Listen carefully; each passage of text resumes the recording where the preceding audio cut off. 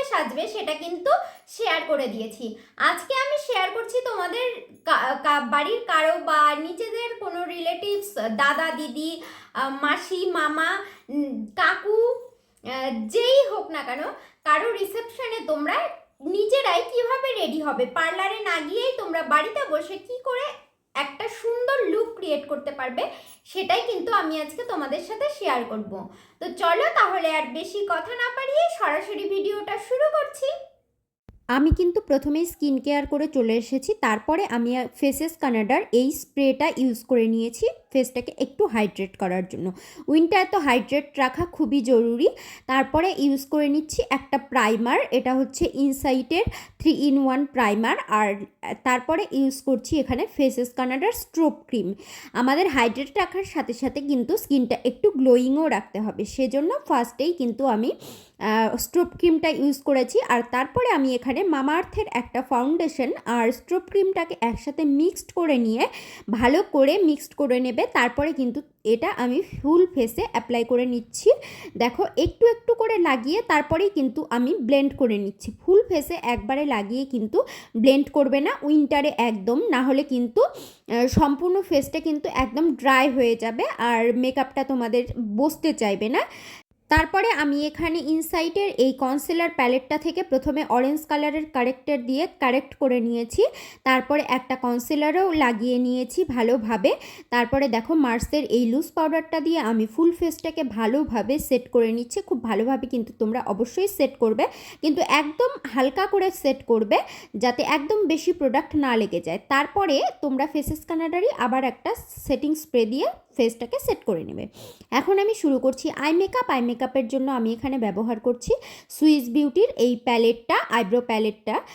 এটা কিন্তু ভীষণই ভালো একটা প্যালেট, তোমরা কিন্তু যারা বিগিনার্স আছো তারা কিন্তু ইউজ করতে পারো। এটার সাথে একটা ব্রাশও দিয়েছে আইব্রোটাকে সেট করার জন্য। তো আমি দেখো এখানে একদম ডার্ক কালারের একটা শেড নিয়ে তারপরে ভালোভাবে ছোট ছোট স্ট্রোকে কিন্তু দুটো আইব্রোই করে নিয়েছি।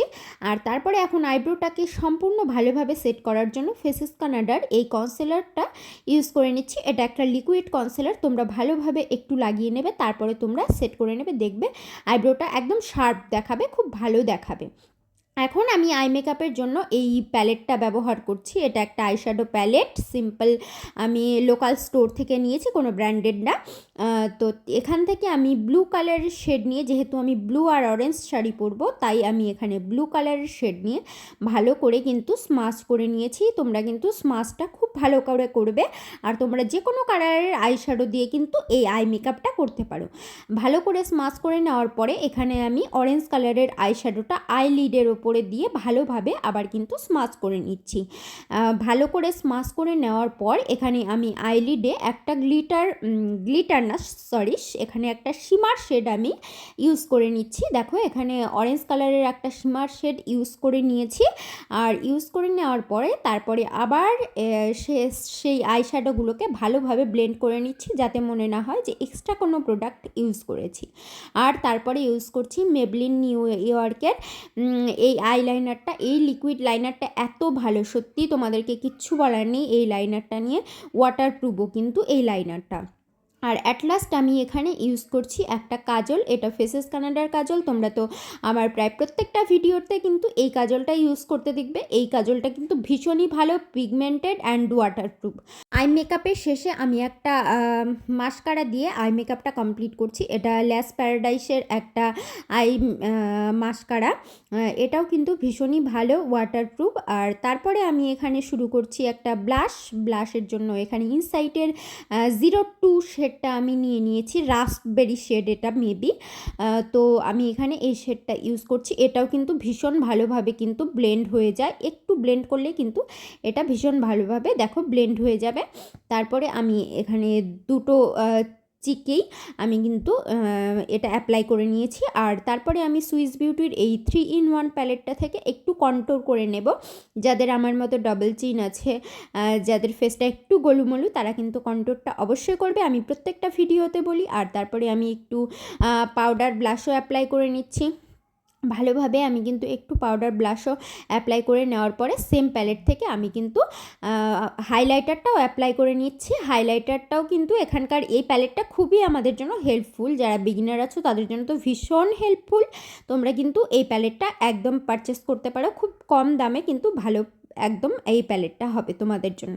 অ্যাট লাস্ট আমি ইউজ করে নিচ্ছি এনওয়াইবের এই সেটিং স্প্রেটা, আর তারপরে আমি এখানে ইউজ করছি মার্সের এই লিপ লাইনারটা। এটা হচ্ছে চকো বাটার। এই লিপ লাইনারটা কিন্তু আমার ভীষণই ফেভারেট, খুবই ভালো এই লিপ লাইনারটা। তারপরে এখানে মামা আর্থের এই পিঙ্কি স্টোনের লিপস্টিকটা কিন্তু আমি ইউজ করে নিচ্ছি। এই লিপস্টিকটাও কিন্তু ভীষণ ভালো এবং পিগমেন্টেড খুবই ভালো আর কি। তো দেখো আমি তো ফুল রেডি।